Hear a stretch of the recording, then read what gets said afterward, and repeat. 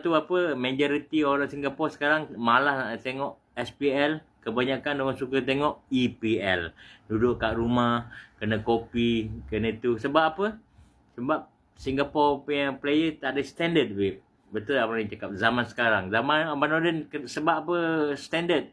Korang tengok sendiri Nampak? Kalah tak apa. Style mesti ada. Nampak? Ni Abang Nordin dengan Michael Warner. Sempat teman ni cakap, dulu punya tim lain. Dah lah handsome. Bagus-bagus pula. Betul tak Abang Man? Aku ketawa, aku dah bayar lah Syun. Like and share. Biar ramai-ramai kita Saturday ni kita happy-happy. Ketawa pula Abang Man. Betul lah Man, handsome lah. Handsome tak handsome Man? Tengok sekali.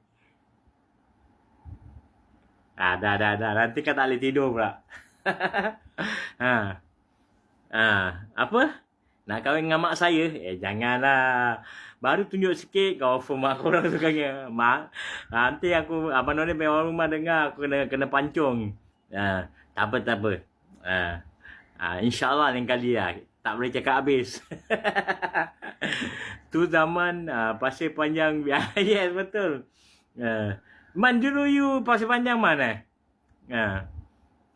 Dulu Pasir Panjang rambut pendek lah. Panjang sikit. Kita kopi-kopi lah. Baby aku nak bawa bisnes, tak apalah. Mana suka sembang-sembang. Siapa nak datang bisnes, datang. Marwan nak datang. Dulu Abang Nordin dengan Nazri rapat. Marwan. Dulu kita main Jurong FC. Latihan sekolah. Jemput minum Bismillah. Ginilah Abang Nordin. Tapi